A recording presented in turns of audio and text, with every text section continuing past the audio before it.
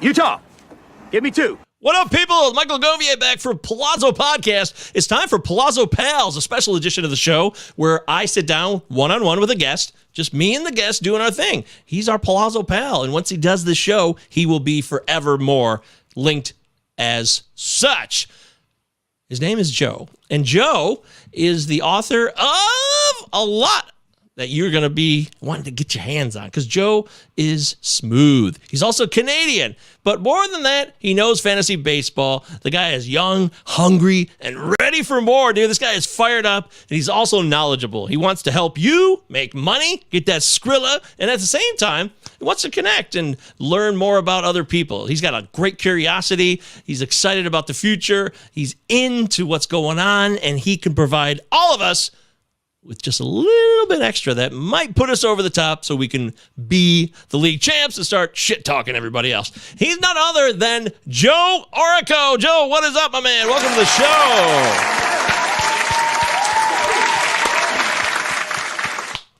Thank you. Thank you so much for having me, man. This is the first time anybody has ever asked me to appear on their show, so I am honored. I am truly honored to be here. This should be a lot of fun. Well, Joe, it's a pleasure to have you here. I feel like I'm shifting in a way because I came in as a new guy a few years back, and now I've been doing this for a while, and now you're like a newer guy coming into the scene, and now I get to welcome you, and it's such a cool feeling. You know, I've been welcomed by so many positive, cool people. Almost nobody shit on me or anything when I first got into this biz, and now you are that person coming in, connecting with new people. And that's why I wanted to have you on the show, because we did your show the other day. This wasn't just because you had me on. I wanted to get you on the show just to get more people connected to you. Yeah, I think you actually asked me first, and then I just said, hey, can we slide you in on my show someday? I go Monday through Friday, so I can pretty much fit you in anywhere. And we had you on, I think it was Tuesday we had you on, and we talked about some underperforming players, and it was a lot of fun. We didn't get to quite everything that I had hoped we would because we just got chatting. You know, we were just talking about stuff, and we didn't quite get to everything, but it's fine, you know, because we'll be on each other's shows more and more going forward. So no harm, no foul there. Yeah, well, Tigers are playing. 2-9. The Tigers are playing tonight. They're playing your Jays, by the way, here at Comerica Park. It's going to be a fun time in the old Motor City this evening, as Tiger baseball has actually not been terrible recently, and the Jays are hot. They've been playing really, really good. Will you be watching the games this weekend? I tend to watch most Blue Jay games, probably about 150 or so during the course of the year. There might be the odd one that I miss here and there, but at least some portion I'm watching most of them. And I'm definitely going to be watching tonight, Jose Barrios. I really still don't know what to make of him. Last time out, he was fantastic. The first 13 Ks. The first 2 innings. After the first inning, I sent a message to Nick Pollock, and I was, Nick, are we... And I said, Nick, are we okay here still? Because when I had him on a few weeks back, we were talking about Jose Barrios. He said he wasn't at all worried about him. And I tend to agree. I mean, I was there, as I said at the time, and I'll say it again here. I was there on opening day, and I saw him record. I don't even know if he got an out, actually. It was maybe 1 out. Ooh. He was hit around quite a bit. He was probably tipping his pitches. So that has kind of stuck with me, even though he's been a little bit up and down. It's kind of what we've come to expect from Barrios over the years. And, I mean, the first, I think, 6 batters or so, last time out, he gave up 3 hit balls that were over 100 miles an hour. So I was a little bit worried there. There was 3 of those and then 3 strikeouts. And then he did settle in very nicely. I think it was a career high in strikeouts for him. So I'm definitely going to be watching there, and I'm definitely going to be watching Eduardo Rodriguez because I don't know what to make of him either. Yeah, he had a really solid rehab start most recently. So it looks like all systems are go, and he's going to be back on track. But let's talk about your podcast first. So what can we expect on Fantasy MLB Today? Did I get the title right? Because I actually want to give you... what was it? Sorry. No, yeah, you got it. Fantasy MLB Today, yeah. I did get it right. You got it. I thought it was smart to put the today in there. You know, in a way, it will remind people of CBS show, which is like the biggest show ever. It's not a ripoff. It's just nobody owns the word today, but I think it's a nice little word to pop in there because you're talking about every day of the week. You're doing it 5 days a week, and it's a solid show. You got a lot of positive, useful, tangible, and actionable information that you can apply to your own fantasy squad. So good on you, Joe. Thank you. There's a couple things. I didn't come up with the name myself, so I'm with a company called Sports Ethos. For those of you who play fantasy basketball, you might have known them as Hoopball. They used to be Hoopball, and then they rebranded into more of a universal sports company, branching out into football and baseball with myself. And so I didn't come up with the show. There's a sister show, Fantasy NBA Today, which is actually fairly popular.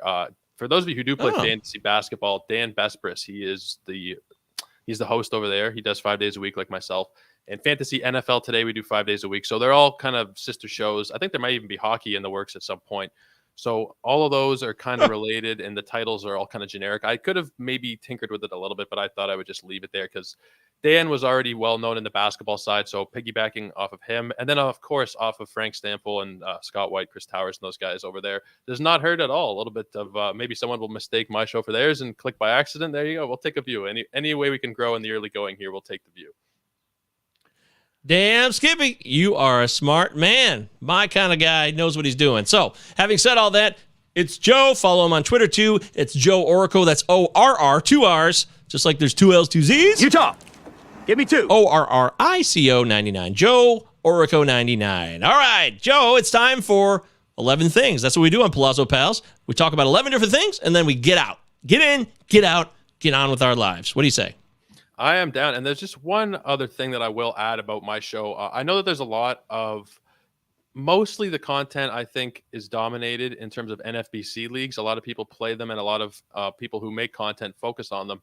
I have never played in an NFBC league. I've always been Yahoo and ESPN, like I've told you. I know I'm probably scaring away some people there. I'm more focused on those leagues. So if you guys do play in those leagues, people who listen to my show regularly will know that I'm more focused on those leagues. So that's just something to get out of the way off the top. I know kind of what's going on with Fab. I follow those.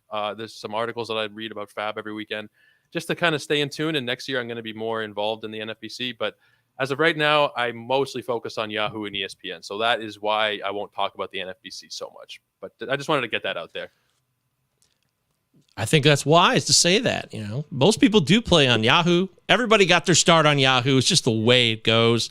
And I never played on NFBC until 2020 when I started to break into the biz. You know, I'd never heard of it.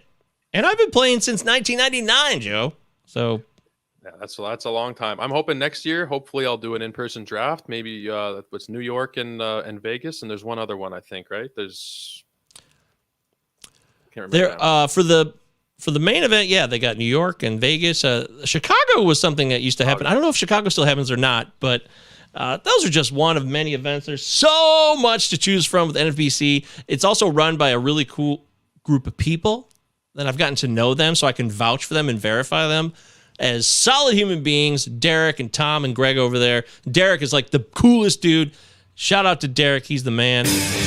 Derek, I wouldn't be where I am today without you, and I mean that. He's a good dude. All right, so getting into 11 things with Joe Orrico, live on the Pallazzo Podcast. You can follow me on Twitter, of course, MJ Govier, G-O-V as in Victor, I-E-R. And you can follow Joe, like I said, Joe Orrico 99. That's 2 R's, O-R-R-I-C-O 99.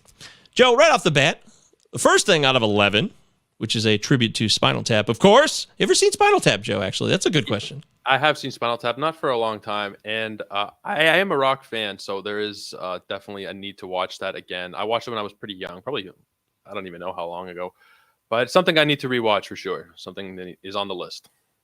Oh, hell yeah. So funny, man. That one holds up. It will always hold up. It'll be timeless. It's just so good. It basically created what we know today as the mockumentary. Christopher Guest and Rob Reiner and company. Christopher Guest basically took that to another level after he was the star of that movie by doing so many other mockumentaries that are hilarious. And I'd strongly recommend Spinal Tap. If you've never seen it out there, This is Spinal Tap is a comedy gem. All right, the first thing on 11 things is, how do I replace Tyler Stevenson? What do I do? Well, like I said, I focus mostly on the ESPN and the Yahoo. And when I'm looking at those leagues and I'm looking at available catchers, it's a couple that stand out. First off, MJ Melendez. He's only about 10% rostered in ESPN leagues. When we're looking at Yahoo, it's a bit higher. It's closer to 40% there. But he's definitely someone who, granted, is not in a great lineup, but he is producing. He's already, I think, got 5 home runs. He's really, and at the catcher position, right? Like even losing Stevenson is a big blow for the catcher position as a whole, because he's maybe would you say he's the number one catcher? Maybe not, but he's like on a short list of best catchers for fantasy because he can hit for a high average, which is fairly rare for catchers. So he's going to be tough to replace, but I think Melendez is a pretty solid target there. And also Gabriel Moreno. Gabriel Moreno, I think, is a very interesting one there. The Blue Jays lost Danny Jansen. He broke his hand. He's going to be out for a good while. Moreno will probably fit right into the Danny Jansen playing time. So I'm thinking probably about 4 days a week for him. We might see 5 games some weeks. It might be 3 some other weeks, probably closer to the 4 or 5 day a week range. And he's someone who can come up and produce right away. He's a similar kind of player to Alejandro Kirk. He'll hit for a pretty high average. He's not really a power threat, but we've seen it a little bit in the minors. He's a similar type makeup to Alejandro Kirk. So he's definitely a target of mine as well. Those two would be definitely the top of my list. Moreno is about 19% rostered on Yahoo, and on ESPN, it's only 6.3%. So he's definitely someone who is out there who can be plugged in and is available. Man, well said, my friend. Well said. Wow, dude. I don't think it's a wow dude moment at all. MJ Melendez, I love Melendez. The guy can hit. He's going to hit for some more average, too. The power is clear as day. And he also is an athletic dude. You watch him in person. You see him on TV. He doesn't look like your typical catcher. This guy has athleticism to the max. I expect some steals to be mixed in there, too. I know he got caught stealing a couple days ago, so he's going to try.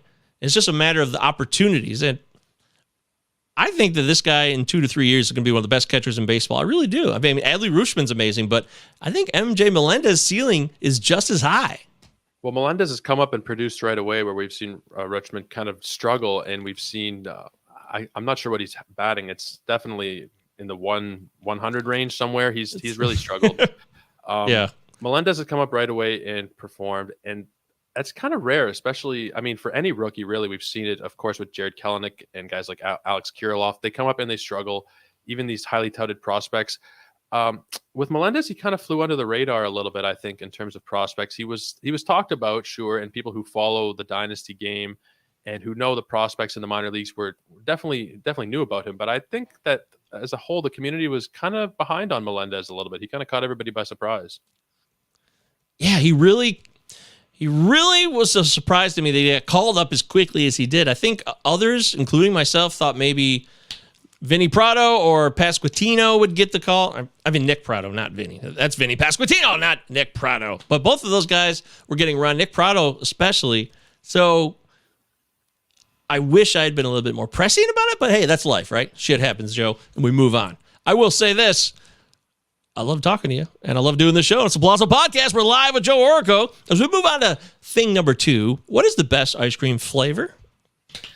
Well, on the day-to-day, for me, it's probably chocolate chip cookie dough. That would be my everyday favorite. Now, I used to go down to Florida. Ooh. I used to go down to Florida every year with my family, and I think it's a chain down in the States. Big Olaf ice cream. Is that something that's all over the place, or is that more niche? I don't know that one. I've never heard of that at all. Yeah.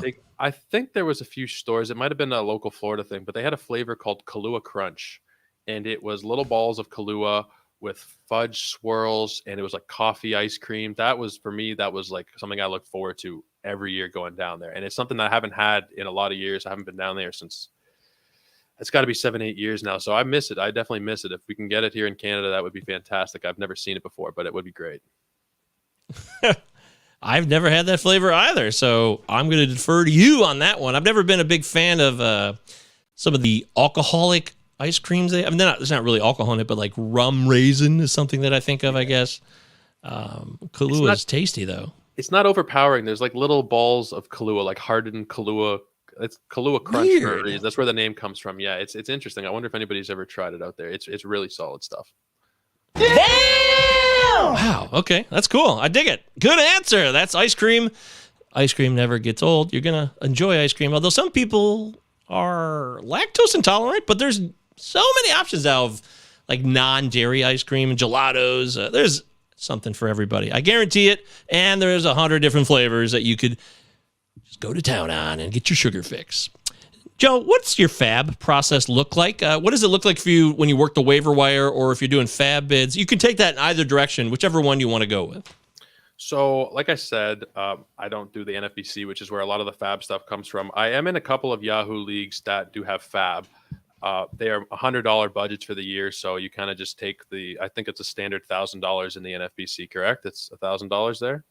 That's right. So you kind of just take whatever you'd spend over there and divide it by 10 or whatever it is. My math is pretty shit, so I might be wrong there. But whatever the division is, I've only spent a few fab dollars in both leagues because I've done pretty well. I drafted well in both of the leagues that I do have fab in.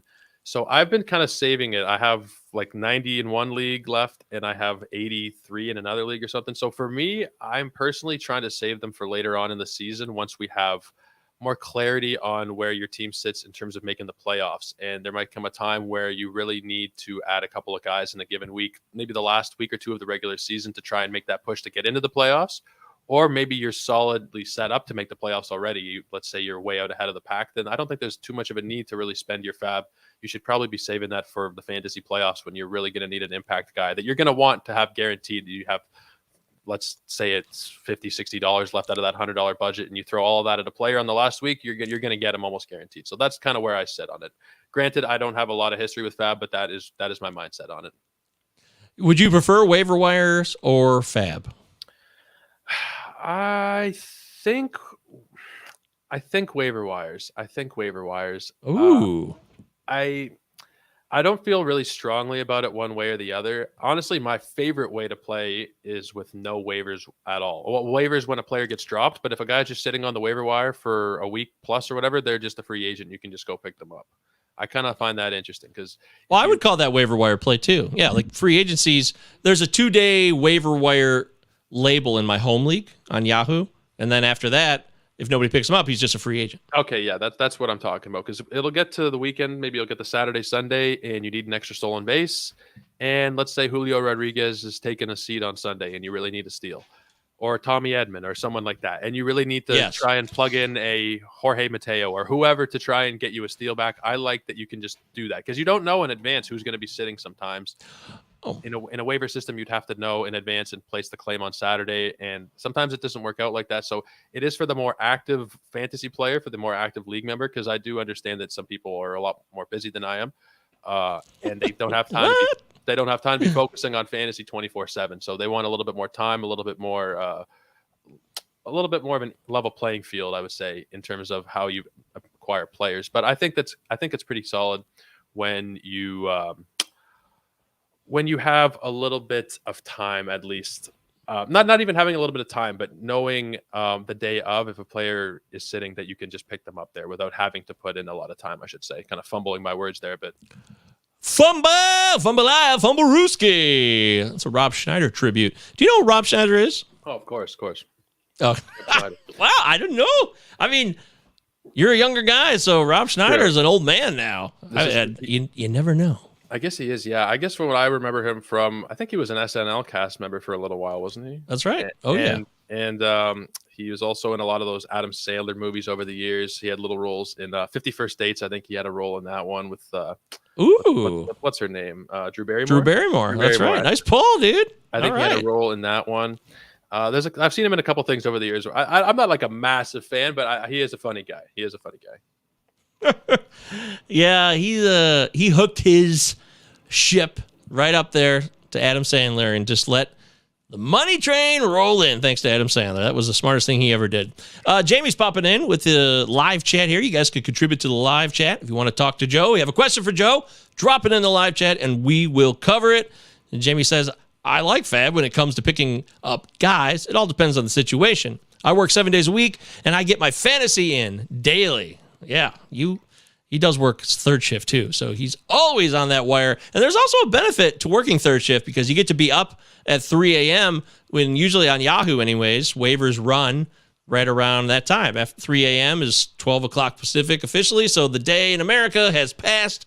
And if you're up working, you could be the first person to get one of those guys that Joe was talking about. And I've also written about this in my Fantasy Baseball Confidential article, which you guys can find on fantraxhq.com, about new parents, people who are new parents that have babies they have to take care of and stay up with and get up during the middle of the night. Feeding time becomes a great opportunity, Joe, for these people to rat, snipe, and steal away certain players on the waiver wire. It's a common phenomenon that I've become quite accustomed to and annoyed by. Well, this is funny. There's one of my listeners who I was going back and forth with on Twitter a little bit about, I think he asked the trade question, and he was talking about waivers.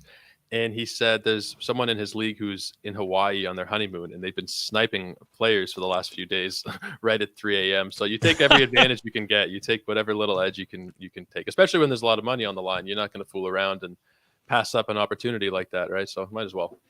That's a good call, dude. That's a good call. We're talking live here with Joe Orrico. Follow Joe on Twitter at Joe Orrico99. That's 2 R's. Utah, give me 2. Utah, give me 2. What should we expect from Shane Baz's debut this season? What are you expecting? Is he going to be in the conversation with his teammate Shane McClanahan, or is he a step below? Even once he gets going, no matter what he does, he just won't quite be at McClanahan's level. Well, first of all, I think for the first start here, especially in a weekly, like a head-to-head league, I would probably be sitting him because I wouldn't expect him to go terribly deep in this game. I think it's the Twins, right? They get the Twins. It's a pretty solid offense there in Minnesota. They showed us that yesterday against Garrett Cole. Yeah. I don't know. I don't know that I have a lot of faith in him the first time out. I mean, overall, we've seen dominant strikeout numbers, always pretty much in the 30, even like as high as 40% strikeout rate over the last couple of years in the minor leagues, and a very low walk rate too, 7.5 this year in his AAA outings. Last year was 6.1 in the majors. So I love him as a prospect. I think first of all, Pittsburgh fans must be like sobbing in their hands when we even discuss him. Because he was just a kind of a throw-in in that trade, I think. He wasn't even a main piece. It was Glasnow and Meadows, and then Baz was kind of like a throw-in. It's awful, but I think overall Tigers are playing. we're going to see. Sorry, I hit the wrong button there. I was meaning to do this. That was for the Pirates. Sad sounder. For Pirates, I think overall we're going to see him be fantastic. I don't know if we'll see it so much early on. He's coming off of elbow surgery that was only a couple months ago. I don't think it was too serious, evidenced by the fact that he's only back after a couple of months. Loose bodies. Yeah, I would still be a little bit cautious, at least in the first start or two here. But overall, rest of the season, I think that he's going to be fantastic. He shouldn't be sitting on any waiver wires. I don't think he really is, but I think that he's definitely going to be. I don't think he'll be McClanahan level, but I think that he'll definitely be a solid producer. Maybe down the line we'll see him hit those heights, but I don't think this year we will. Yeah, it would be real tough to follow what McClanahan's been doing. He's become arguably the best pitcher in baseball this year. Like, seriously, he's that good right now. I don't think that's hyperbole. He hasn't shown the longevity, of course. He's still got to prove to us that he will be around for a long time to come. But Shane McClanahan has all the tools and all the know-how to be the best pitcher in Major League Baseball. It's crazy, but it's real. I think he's the SP1 right now across fantasy, at least for category leagues for sure. He's the best. He's been the best starting pitcher to this point. Yeah, and well, he should be, Joe. I mean, you might be suspect of him saying, I can't trust this. How can I rely on what McClanahan's doing? Is this for real? But we're seeing it all season long, and I don't expect it to change at all because what he does is so elusive, and it's difficult to pick up his ball, and his pitch mix is elite, and he throws hard. His breakers will kill you. There's just nothing he can't do. So if you're saying, I don't know if I can trust this, well, you're mistaken. Can't trust it. Sometimes you can't trust it, but with Shane McClanahan, trust the process, yes. All right, why don't you tell us about the best concert you ever saw, Joe? What was the best concert you've ever seen? I would say there's a couple of really good ones. I saw the Red Hot Chili Peppers. They were fantastic. Ooh. I think from, like I said off the top here, I'm a rock fan, a classic rock fan. I love the 60s and 70s, the British invasion of the Beatles and Led Zeppelin. And I saw The Who. I got to see The Who, obviously without their original drummer and bassist, but still, that was a fantastic moment. I was pretty close up to. We were at what was formerly the Air Canada Centre in Toronto, what is now known as Scotiabank Arena, but it was a great concert. Even though they were... I just happen to have that one ready. Even though they're old men at that point, they could still rock. That was definitely a lot of fun. What about you? What's your favorite concert you've been to? Well, that's a good question, Joe. But I'll be the one asking the questions here, okay? No, Okay. I'd have to say, best concert I ever saw. I saw the Chili Peppers once. I don't like big.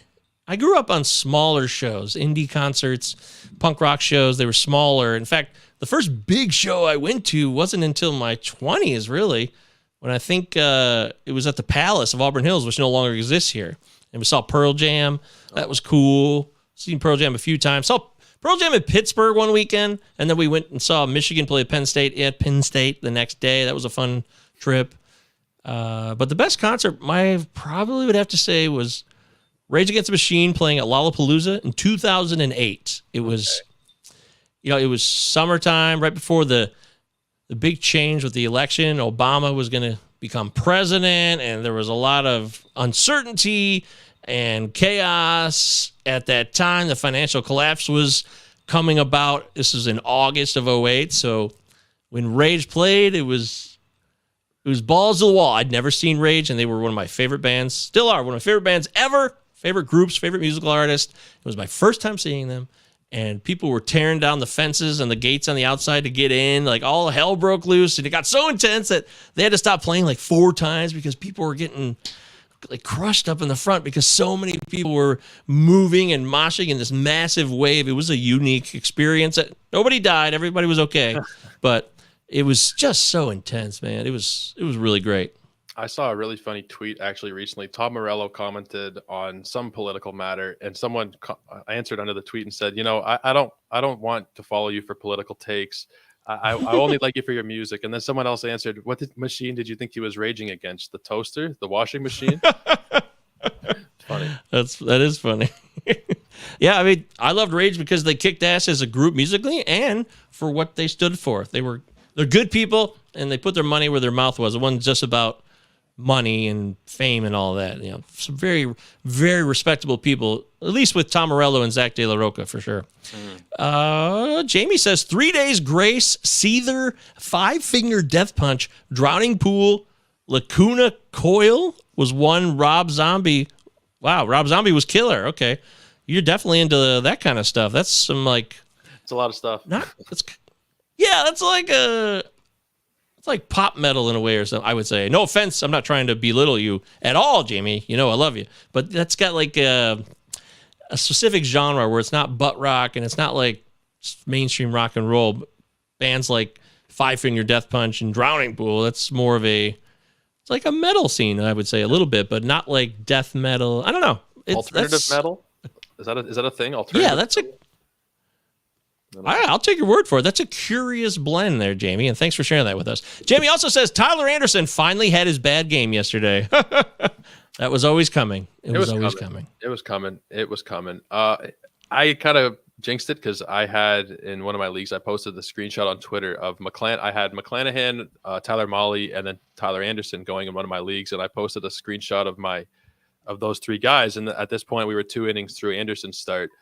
And I said, "Oh wow, my ERA has really gotten a nice little boost this week because of these guys." And I totally jinxed it. It was still fine because of McClanahan and Mahle, but I feel kind of somewhat responsible for that whole Tyler Anderson thing. So my apologies there if I had any karmic jinx on that. That's not your fault. That's funny though. I get those things in my head sometimes. Yeah. You have failed. He has not failed. Joe's a good man and thorough. We're live here with Joe Orrico, doing a little bit of Pallazzo Pals. He's our Pallazzo Pal now. Sure, it's a cheesy name, but it's alliteration, and I like it, so leave me alone.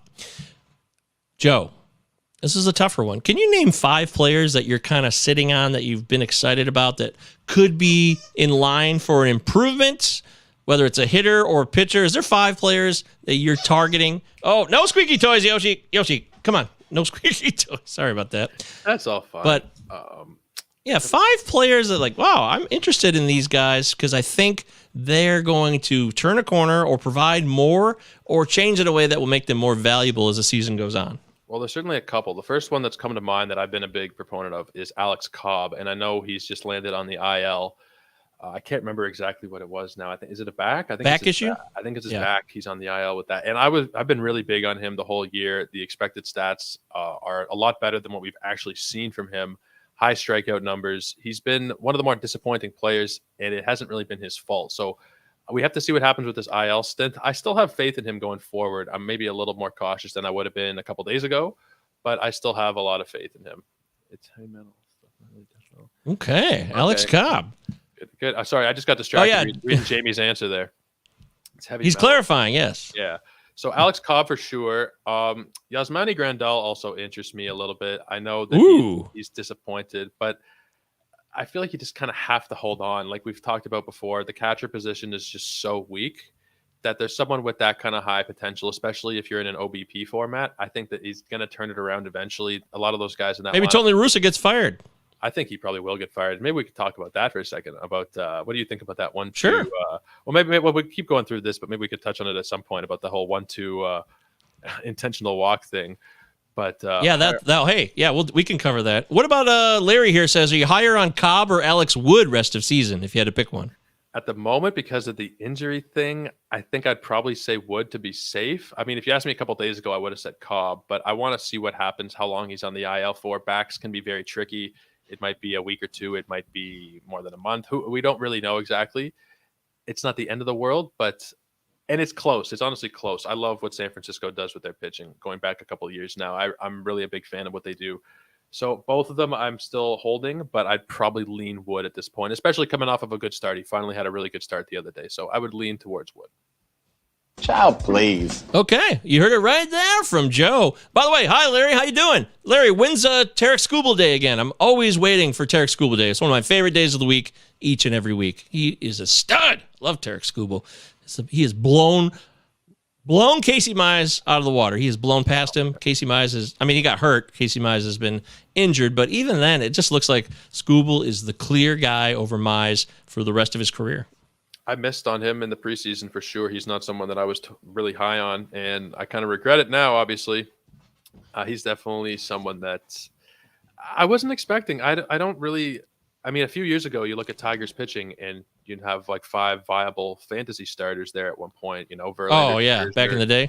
Verlander, Scherzer, Pfister, Anibal Sanchez, Rick Porcello, who went on to do bigger and better in Boston. But there was a lot of guys. Cy Young winner. A lot of guys in Detroit there with value. I kind of, over the years, have stayed away from their pitching, especially these last couple of years since Verlander left.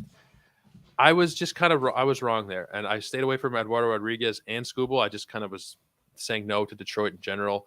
And batting 1 for 2 there. So I'm a little disappointed because Skubal has been crazy. Like I know, I mean, maybe you guys in Detroit, were you guys expecting it kind of? Were you expecting a breakout this year from him, or is this really a surprise for everybody?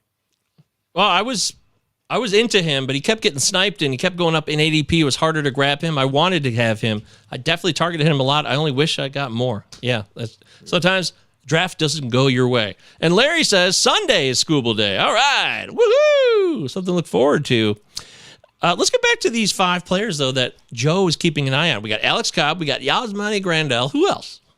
Off the top of my head, who I think is going to improve as the year goes on. Somebody we could expect more of before the season's out, so we can ascertain value and snatch it. Well, we talked about it a little bit on my show the other day about Max Muncie, and he came back and had a really great game yesterday. Mm-hmm. So I think that's definitely a positive sign. He wasn't looking great in his rehab stint either. So I was a little bit worried there, but Muncie's someone who I think he's batting like 150 or something like that. But you have to take him seriously, I think, just because of that lineup, because of the track record that he has shown us. I'm still taking him seriously. I know a lot of people have kind of thought about maybe moving on, but I think that he's someone who, by the end of the season, we're still going to see top 100, top 150 kind of value from him, I would expect anyway. Joey Votto is another one who is really, I'm kind of late to the party on this one here, but he is someone who is definitely fixed this season. He's definitely, I think it was that return to Toronto. It was right around that weekend. And since then, he's been fantastic. It's been great to see with Joey Votto. In terms of guys who are going to do better, it's a good question because we've gone over a lot of underperforming players, and I'm just trying to think who's a good one that's not really talked about so much. What about these guys? So Star Platinum says Robbie Grossman, Joey Votto, Mitch Haniger could be back by July 1st, and Edward Olivares of the Royals. Haniger I'm interested in. We have to see about the health situation there, but definitely someone who's worth holding. I don't know about Robbie Grossman, though. I don't know if we're going to see what we saw last year, which was, I think it was a 2020 season. way. A 2020 season last year, I think. Forget it. We're not seeing that anymore. Who else is? I like Olivares, though. Olivares is going to come back healthy from that quad, and I want him everywhere. I just hope that he'll be not hindered in any way by that quad so he can steal the bags, which is very important to his fantasy value. So, Trying to think of other turnaround candidates here. Blake Snell is an interesting one. What do you think? That they have so many arms out there that I really think that if he's really struggling, I don't know that he will necessarily stay in the rotation forever. Because I mean, between Darvish and Gore and Minaya, they have Nick Martinez there.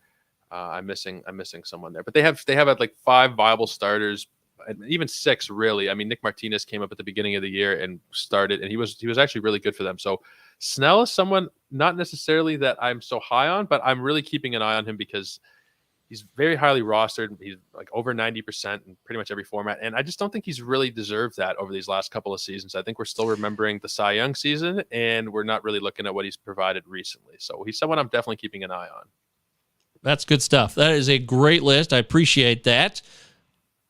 Let's talk about the Trey Turner thing real quick. So Tony La Russa has 1-2 count on Trey Turner yesterday in Thursday's affair versus the Dodgers.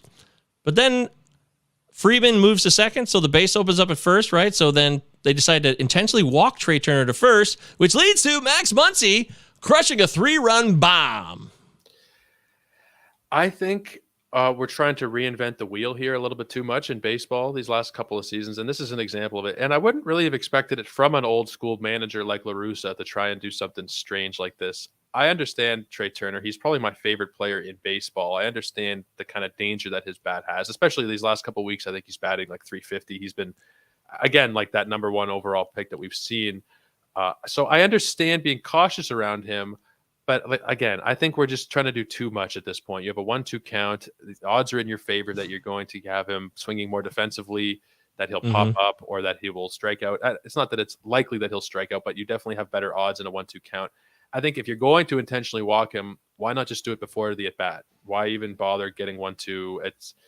I understand the whole Freeman thing, but it's just a weird – it's too weird for me. It's a little bit too odd for me. I don't know. What are your thoughts? What do you think? Genius, genius, genius. Yeah, Tony La Russa never belonged to Chicago. It was a bad hire. It was a bad fit. Continues to be a bad fit, and they will not thrive. They will not flourish until he's gone. Now, they did make the playoffs last year with him, so you got to give him credit for that.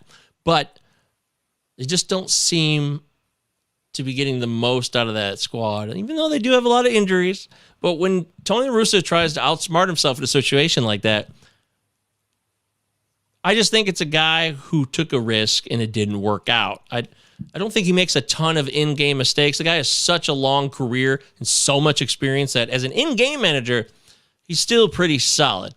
I disagree with it. I agree with what you said there, Joe. But, the guy still knows how to manage a game. I just don't think he's doing the other parts, which he used to be really good at with a clubhouse situation where he was well-respected and appreciated and players felt they could come to him. Even though he looks like a tough, gruff guy on the outside, if you watch any retrospectives or reports about Tony La Russa from his previous time in St. Louis, he's pretty well-respected. And they, like the Darryl Kyle example, when Darryl Kyle died when he was the manager of the Cardinals, he handled that so well and showed what he could be. Tony La Russa, the best version of himself. I just don't think that guy's in there anymore, unfortunately.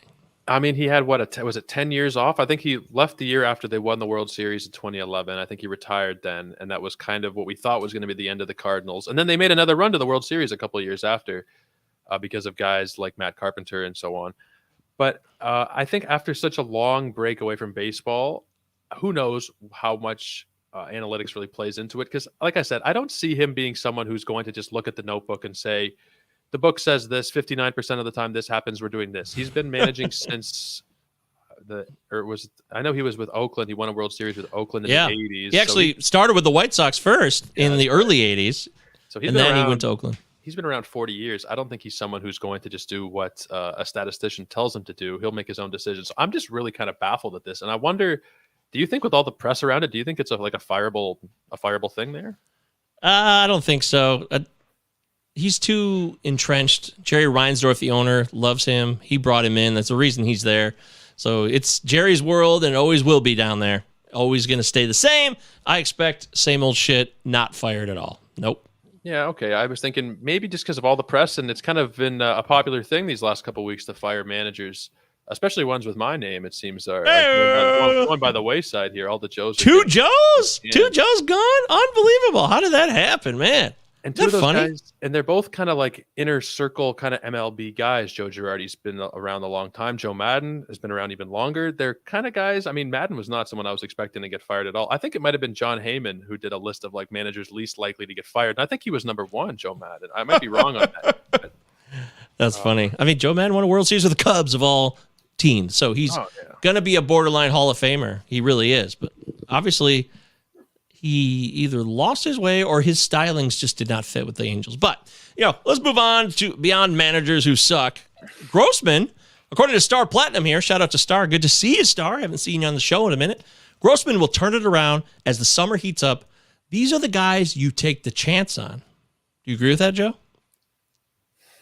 I think there's some guys with higher upside that I would probably prioritize over Grossman. There's just not a great lineup around him there. It's a big ballpark. Yeah, his value comes from steals as well as home runs, but we're not going to see him hit those 20 home runs. I think it was 20 last year or just about 20. We're not going to see that again. I think there's better options if you're trying to stash somebody than Grossman, personally. Go Tigers. Yeah, I'm not a Grossman fan. I've never been, so that's just me. But value's value, and if a guy can provide it to you, even I have to put my bias aside and say, all right, I'm on Robbie Grossman. Larry says the White Sox have had a lot of bad injuries. Anderson, Robert, and now Eloy with a delay in his rehab. That is true. That's true, Larry. That's fair. Jasper's here. Jasper, good to see you, my friend. Jasper's a loyal Pallazzo Pal in his own right. He says, how's it going? Afternoon, Joe. Jasper, it's nice to be introduced to you, man. You hit me up on Twitter. Maybe you say hello, and I will hit you back. No problem. We'll maybe get to know each other. That's right. Hey, Jasper, I can vouch for Joe. He's a good dude. He's such a good dude. I love Jasper. He is one of our most treasured assets here at the Pallazzo Podcast. 2 L's, 2 Z's. We are live talking with Joe Orrico. It's Pallazzo Pals Special Edition, where we get to know our latest pal, Joe Orrico. Joe Orrico 99. That's 2 R's. Utah. On Give me Twitter. 2. Jasper says, will do. There you go. Look at that. We're making connections here on the show live. Isn't that great? That's wonderful. Okay, so we had this comment from Jamie. This is a challenging one, but you were kind of leading into it with your Blake Snell talk. Who are 5 pitchers you're low on that might have a better second half post All-Star break that we could keep an eye on? 5 pitchers. I don't know if I can come up with 5, but I mean, if you give me any pitcher that might turn it around, it could be useful in the second half or even in the next couple of weeks, I'll take it. Well, someone who I was down on, who's kind of made a bit of a fool of me recently, has been Yu Darvish. He's someone who the strikeout numbers are way down this year, like almost 10% down. Like I talked about with Snell, there's a lot of arms there in San Diego. I don't think that they're going to start someone just for the sake of starting them. They are all in on winning, especially once Tatis comes back. They spent a lot of money. I don't think that they're going to keep someone around just for the sake of keeping them around. With all that being said, he's actually been very good his last few starts, despite not really having those strikeout numbers that he's had or that we've been accustomed to. He's still been very good these last few outings. So he's someone who I think is still, I don't know if you can say disappointing because he's actually turned it around a little bit, but he's someone that I'm going to be keeping an eye on because I just don't know. What we're seeing in the advanced stats would indicate that I'm probably going to be staying away. I'm not going to be trying to acquire him or anything. And I think that he will be someone who people will try and sell because there's still name value there. People know him as a perennial Cy Young candidate, massive strikeout numbers, and they're not really there anymore. So he's someone that is definitely, I'm definitely keeping an eye on. Tyler Mahle is definitely another one, although we've seen a bit of a turnaround from him as well. I'm hoping that there's a trade out of Great American Ballpark and that because the road splits are pretty good. The home numbers are atrocious, but when he gets away from Great American, he's pretty serviceable. So if he gets traded to a contender, I think that we're going to see a big turnaround from him there. In terms of other guys, I'll give you one. I'll give you Ian Anderson, Jamie. I think Ian Anderson could be due for some correction. He's actually getting a lot more contact in the zone this year, and that's because the swing rate in the zone for him has jumped from 69% to 75%. So people are either identifying or being more aggressive with Anderson in the zone, and that has led to negative returns.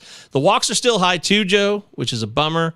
The walk per 9, I would like to see that come down for a bit. It's just, it's really high at 3.92. That's no good. But last year, it was 3.72. So that's It's kind of who he is. But, it just feels like the Braves are a second-half team, and they get it going in that direction. They're going to need Ian Anderson to be useful. When I look at the stats, I feel like a couple adjustments he can make, maybe to be a little bit more aggressive with breaking stuff. And I'd have to look more at his first pitch efforts as well to see if he's getting tattooed on the first pitch efforts. But right now, if you're asking on the fly of a name for the second half of a pitcher that could be of use, who's not that great right now, then Ian Anderson comes to mind.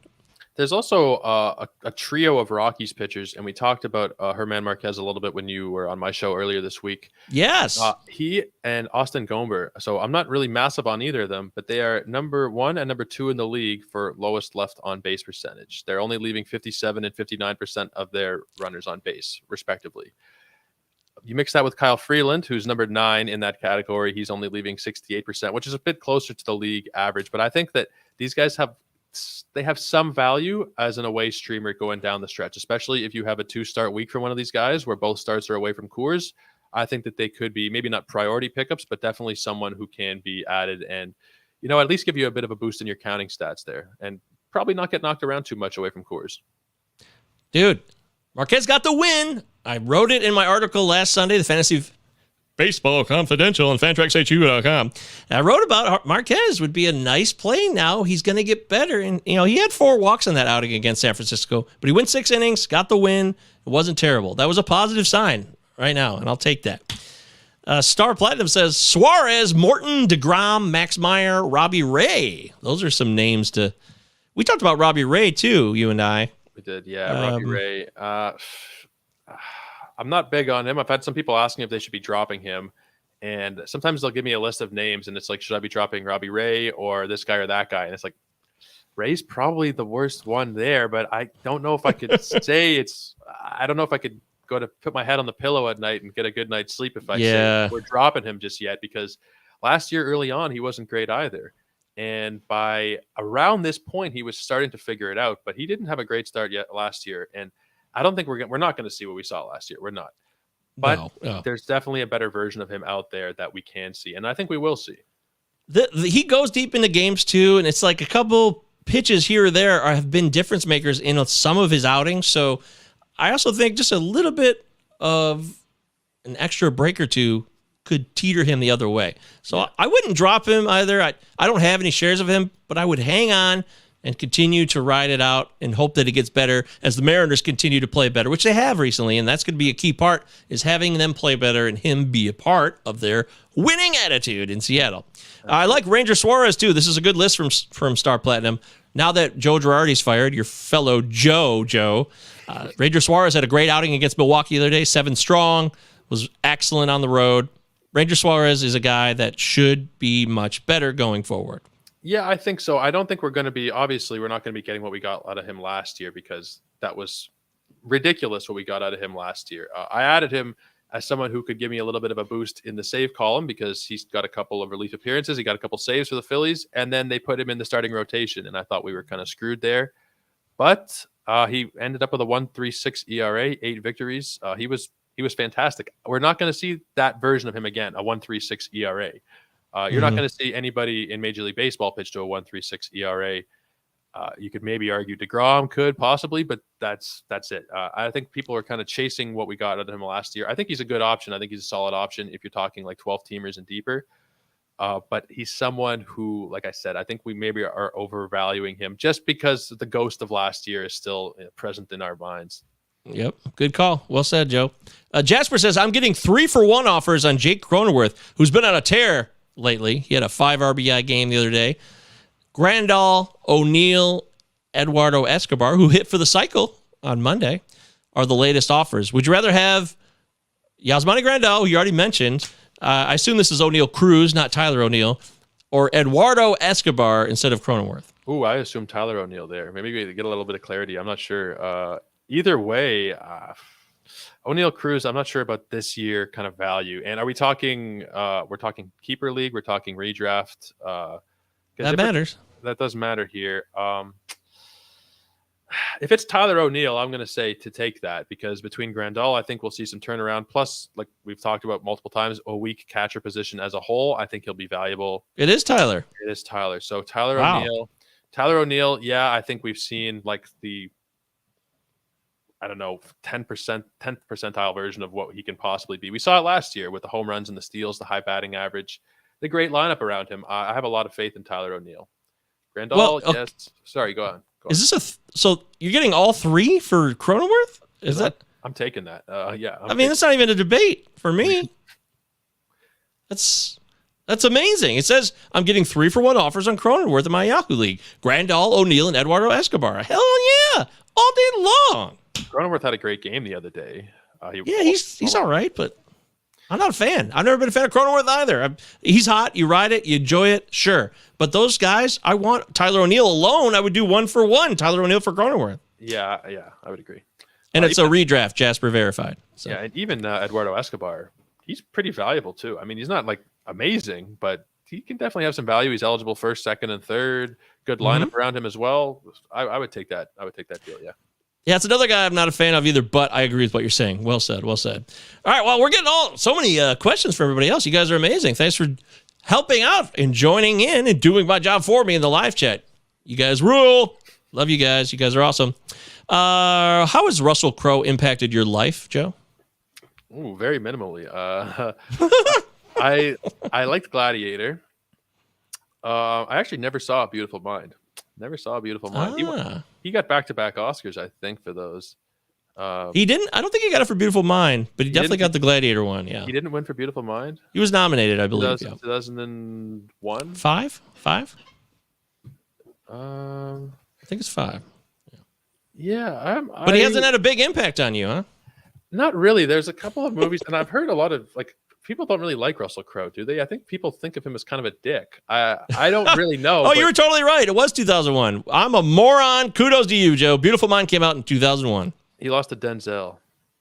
He lost to Denzel for Training Day, which okay, I will take that. But yeah, he won for Gladiator. I wouldn't say he's had a big impact. What else has he been in? He was in Les Mis. I didn't mind Les Mis, although his singing was kind of. I don't know if you saw that one, but it was maybe the weakest point of the movie, honestly. Although tough to say. Wow. I sorry guys, I'm not a massive Russell Crowe guy. I'm trying to think what else I've seen him in. There was a movie where he's trying to escape with his kid that I thought was pretty good. I think it's called The Next 3 Days. He's on the run from somebody. I don't even remember, but it was good. I'm pretty neutral overall. Pretty neutral on. Okay, that's fine. You don't have to have an opinion either way. We have a Russell Crowe channel in the Discord. The Pallazzo Podcast Discord is free. If you want to sign up for that, you don't have to sign up. All you got to do is click on the link. It's at the top of the Twitter feed on the Pallazzo Podcast Twitter handle, 2 L's, 2 Z's. Utah. And that's Give me 2. how you get to just post Russell Crowe gifs all day if you want. Or you could talk fantasy. Your choice. Your option out there. All right, a couple more. We're out of here talking with Joey. Do people call you Joey ever? My grandfather called me Joey. He was about the only one. Yeah, there was another Joseph. I got Joseph. I still get Joseph or maybe Giuseppe when I'm really in trouble. Oh, but very rarely would I get the Giuseppe. More so Joseph. If I hear Joseph, I'm a little bit worried. But the Joey, there was another Joseph in when I was growing up together, and he went by Joey. So I was always Joe, and he was Joey. So more so Joe for sure. Okay, wow. What's your cultural background? What's your heritage? Italian, mostly Italian. I've also got some Scottish, Maltese. I don't know if anybody out there knows Malta. I'm a bit. Dude, my girlfriend Leanne, Canadian again, so she has Maltese citizenship.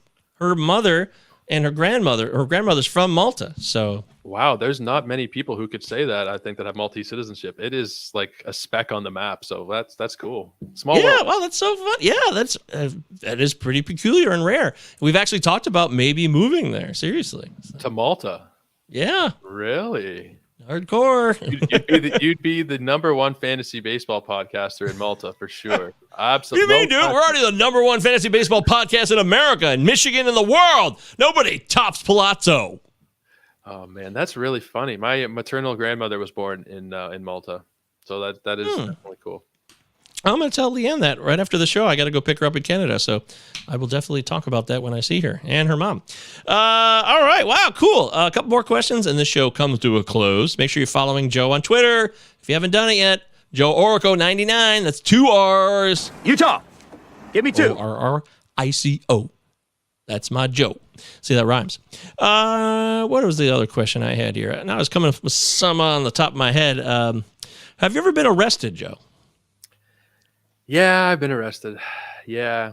Oh, hey, we're buddies. Hey, welcome to the club. I've been arrested too. Now we can share everything. So there's a couple stories that I'll save for off the air because I don't think I should be putting them out there just yet. I don't know if the statute of limitations is passed, but we'll definitely get into it off the air a little bit. But there was one time I was out with some friends. We were drinking. We were doing some stuff. I was in high school. We were probably 16, I'd say. We were probably 16. And this was really, really stupid. And I do not advocate anybody doing this. We started picking up rocks and throwing them at houses because we were a bunch of morons and we broke a sliding door. We broke like a back. Oh, back door. Shit. Yeah. And next thing we knew, there was someone walking in the distance. And one of my friends said, hey, we should peg that guy with a rock. And we're thinking, okay, well, this is getting a little bit out of hand. And we hear freeze. Light flashes on us. It's a cop. We try and run away. We didn't get very far. And yeah, no record or anything. Damn! That is my probably the stupidest thing I've ever done, most likely. That is so fetch. Wow. Yeah, it was definitely not my proudest moment. I was probably 15 or 16 years old. Definitely not my proudest moment. We're so dumb, weren't we? God, we're so stupid. That's so... Joe, that is great. I'm so glad I asked that question. I got arrested in the year 2000 I was driving a car, driving back to my house back then in the suburbs. It was around 2 a.m, and it was Friday night. And I got pulled over by the Livingston County cops, which is where I used to live, Livingston County sheriffs. All they do is prey on the youngsters in Livingston County. And it really built this fear, instilled in me for my entire life of police. Like they're always out to get me because they just always preyed on us youngsters for stupid tickets and shit like that. In this case, they got me for, I had 2 beers, but I was 20. I wasn't 21 yet. You know, in our drinking age here, I'd been to Canada many times already by then because it was right over the border. This is pre 9/11 too, right before 9/11 when I turned 19, and it was just a much more of a free for all on the border back in the day. And I blew a .04, right? So I was under the legal limit. Solid. But you're underage. But yeah, I was 20. So he took me, he arrested me, and he took me to jail, and I spent the night in the drunk tank, even though I wasn't drunk. So, yeah, that was a bummer. It happens. It's a learning curve. You know, you spend one night there, it'll probably stop you, or it could possibly stop you from spending a lot longer there in the future. Well, the thing is they put me at a year's probation. That was my sentence, and I ended up violating it because I left the state. I went to Texas for this stupid job. I won't even get to that. That's a whole nother story, selling books door to door. And they found out about it, and so I had to do 10 days in jail. So I ended up doing a 10-day stint for my violation of probation. But, fun fact, I got out in 8 days for good behavior. I was a good little boy. They shaved a couple days. That's good for them. Well, good for you for being good in there. You have failed. You had to serve it in Texas, or you served it in Michigan? Oh, I served it in Michigan. I came back, yeah. They found out I went to Texas, and I lived here, always lived here. So, yeah, there we go. So I can relate, man. I hear you. I feel you. Also, I have a good friend of mine whose brother burnt down a church. Like, full on. He burnt down a church. Oh, my God. Oh, man, that was intense. And they caught him. Yeah, it was like a brand new church, too. They caught him, like, I think like a week later or so. So there we go, people. We've all made mistakes. So if you're sitting here in judgment of us, eat shit, okay? You're no better than us. Don't try to tell us you are. So Jasper says, I have 4 others on the block going back to that deal for Cronenworth, but this is the one I'm thinking to do. I think we all... I'm in agreement, but I kind of want to see if that's the first offer. I kind of want to know what the other ones are because they might be better. I mean, we're not sure about this kind of what kind of league mates you got or how closely they pay attention to it. But that first offer there, that's definitely in your favor for sure. I concur, absolutely. Larry says Russell Crowe was good in Robin Hood. Okay, I am more of a purist with Robin Hood. Back to the old Errol Flynn. Ah! I know where you're going. Yeah. Captain Blood. I used to love Errol Flynn when I was a kid. Oh, he was great. He was great. I love those movies from that era. I was a big early Hollywood fan. Yeah, my mom dated this guy who had all these Errol Flynn movies, and so that was how I got exposed to it when I was a little kid. I'd never heard of it, and I've not really seen them since, but I guess I'm kind of due to check in on one. That's not a bad idea. Robin Hood's one of the best adventure movies. There's so much action and excitement, and it's so well shot with the shadows. It's just so good. They don't make movies like they used to. Not even close. Okay. Jasper says, glad I caught the show live today. Got lucky. Finally, late B-Day present. I turned 50 last Friday. Oh, shit, my man. Happy birthday. Holy. Jasper, you're one of our dudes. Congratulations to the big 5-0. You made it, you son of a bitch. Glad to see that. Jamie says, you're stuck in the middle now, Jasper. Yep. It's all downhill from here. Age goes backwards, right, says Jamie. No, I don't think that's how that works. Benjamin Button. You ever seen that one? It's all right. It's not bad. I've seen Benjamin Button. I like Brad Pitt all right. I like him okay. My sister's favorite movie is Fight Club, so I've seen quite a bit of Brad Pitt over the years. Oh, she's one of those people. Yeah, Fight Club has this like diehard community out there. Jamie's going to be 39 next month. So my sister actually has a tattoo of the character that Helena Bonham Carter played in Fight Club on her Holy shoulder. Shit. Yeah, she's hard. She's diehard. That is diehard. Damn. Wow. She's Is not. your sister older or younger? That was you guys hit my window. Whereabouts are you, Jasper? It might have been, man. If you're in He's in Indiana. Oh, okay. I was gonna say if you're in like southern Ontario, then maybe it could have possibly been me. But he's going to hell. Me? Oh, I know. Larry's already been there, so it's all good. My friend cut down a large cable pole to a radio channel. Oh my God. We got some serious felons in the chat here. Hey, my goodness. This is great. Stories are coming out. It's amazing. Jasper, it's time for a colonoscopy, says Star. That's right. You turn 50, you got to get that colonoscopy. That's true. If not even sooner. Yeah. Hey, shit. You know, Chadwick Boseman, the Black Panther, he died at 43. I mean, he died of colon cancer. It's awful. Yeah. Such a tragedy. It's such a bummer. So, take care of yourself. Larry's talking about the guy who burned down the church is going to hell, not you, Joe. There we go. Okay. I no offense. There was no offense given there. I know I'm going to hell. There's no worries. You're a good boy. I don't think you're going to hell, but just in case you are, let's make sure. Welcome to hell. Properly introduced. At the very least, I'll have to do some time in purgatory. No question about that. Yeah, I know. That's fine. All right. So, Joe, when you're looking for players, particularly hitters, what are some of the metrics that you like to focus on that gives you indicators of, oh, this guy's doing A, B, and C. This means good things are about to happen. Is there a recipe, or is it all just everything all the time that you kind of put into a big pot, and that's your fantasy stew? There's a little bit of everything. I try to not get too locked in on any given stat. I use Fangraphs. I use StatCast, Pitcher List. They all have really great stuff, really great metrics. In terms of the StatCast stuff, I really like looking at hard hit percentage. If a guy is maybe, he's like Matt Chapman. Matt Chapman's a good example. He's someone who has struggled. He's batting around 200, but he's in like the top 95th percentile for hard hit and exit velocity. So that's something that I definitely look at. I look at their batting average on balls in play as well. If there is a really low batting average on balls in play, like someone I talked about on Twitter the other day, I do a lot of Twitter threads. I talked about Christian Walker, who is now unfortunately injured. But yeah, you look at players who maybe are batting their balls in play, so under the 260 range or so, and you're looking for maybe a bit of a correction there. So if you're looking at like the lowest in the league, Christian Walker's number 182 batting average on balls in play. When he gets back, that will correct itself. Yasmani Grandal, who we've also talked about, 213. He's only hitting 213 on balls in play. So that's something that we can definitely expect to see return to around the league average. That's something that I really like to look at, batting average on balls in play. So that mixed with some of the StatCast numbers, particularly hard hit percentage, are what I mostly look at. And also, mix of the regular standard statistics. So the guy actually hitting home runs. I mean, it's nice if he's expected to hit home runs, but is he actually hitting home runs, right? So a little bit of standard mixed with the advanced stats. And I think we find a mix somewhere in the middle there. Well said, my friend. Well said. Joe Orrico's killing it. The final question of the day here, as we come to a close on our latest edition of Pallazzo Pals, is this. If you could be any animal in the world, what animal would you be and why?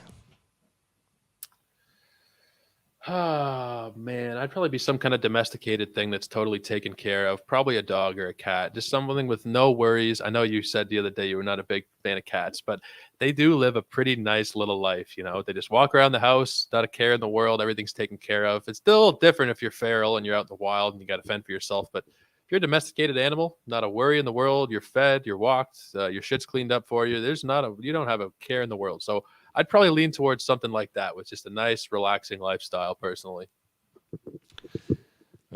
Okay. I thought maybe you would say a mouse. You know, A you mouse? look like you would be a good mouse. I'd be a good mouse. I don't even know what I'm saying. That's stupid. It's total gibberish. I'm just fucking around. They're kind of, I don't know, they're fine. They're fine. I mean, probably a bit of a harder life than your average house kitty, but I'm not a big rodent guy. I wouldn't say I'm a huge rodent guy. I don't mind a hamster. I don't mind a little hamster, but when they're a little bit bigger, it kind of starts freaking me out a little bit.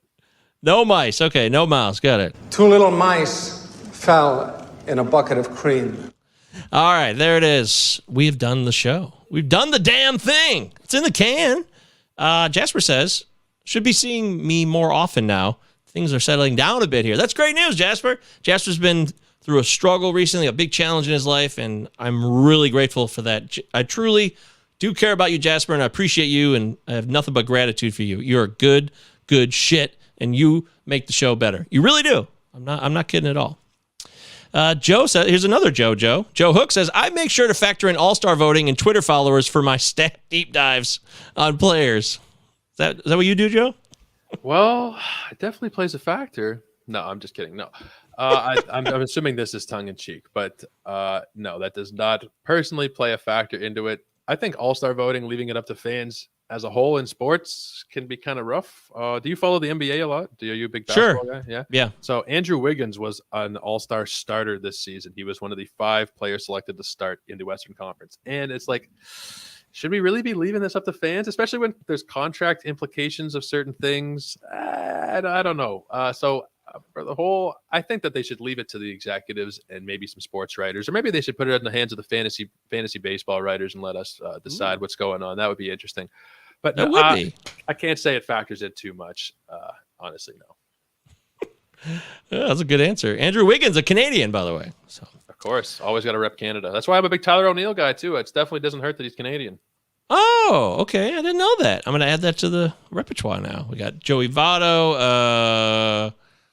There was somebody else. Yes, the list dries up pretty quickly. There was another Votto. guy. We got Jamison Tyone's parents are both Canadian, but he's born in the States. Same with Freddie Freeman. Freddie Freeman's parents are both Canadian, and I think he's actually represented Canada before at the World Baseball Classic. That's what I was thinking of. Who was on that roster for Canada? They had a nice little run, I felt like, last time. Does that thing happen anymore? How long has it been since the last one? I think I've seen some tweets. I think they're doing it next year, aren't they? The World Baseball Classic?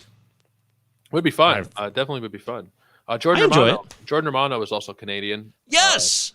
Yes. There's not really too many. Over the years, we've seen guys like Russell Martin, who I was a big fan of. Jason Bay, who had his couple of years in the sun there. Yeah. Eric Bedard. Eric Bedard was a starting pitcher I really liked for the Orioles maybe 15 or so years ago. What could have been? He kind of faded out in Seattle there. But, I'd like to see a little bit more on the Canadian side. We're definitely getting there with basketball. A lot of good Canadian basketball players. On the baseball side, could be a bit better. Yeah, I've thought hockey was the national sport. Seems like basketball's taking over, though. It's crazy. Basketball's been great, yeah. An animal that eats mushrooms. Joe, that's funny. I know what you're doing there, Joe. Joe watched the last show, apparently. I would be a rabbit because they have a lot of sex. That's what Star Platinum says. Apparently a mouse. Yeah, Splinter was a rat, not a mouse, though, Jamie. Jamie says that's called Splinter. Splinter was a rat. There's a big difference between a mouse and a rat. I've seen Baltimore rats on the streets of Baltimore. Trust me, these things are like dogs. They're huge. It's crazy. Ugh. Gross. Jasper says, y'all see the size of that chicken? I know that quote. That's from Young Guns. I definitely nailed that one. They do peyote and they start doing weird voices. You see the size of that chicken? Yeah, it's weird. But I love that movie. It was good. Tyler O'Neill's dad was a big-time bodybuilder in Canada, Joe. I actually did not know that. I know what about this one?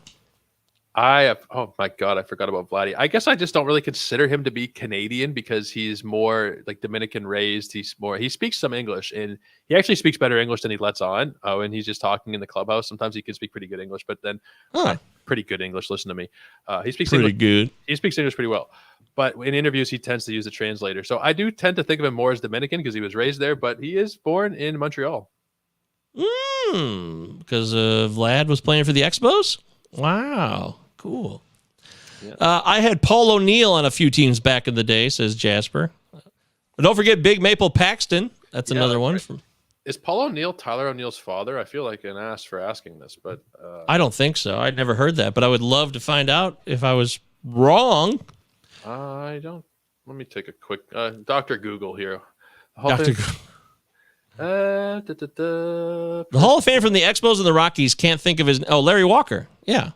Larry Walker's a great Canadian player. Ferguson Jenkins, going back quite a few years. Oh, Fergie, yeah. Fergie's Canadian. I didn't know that.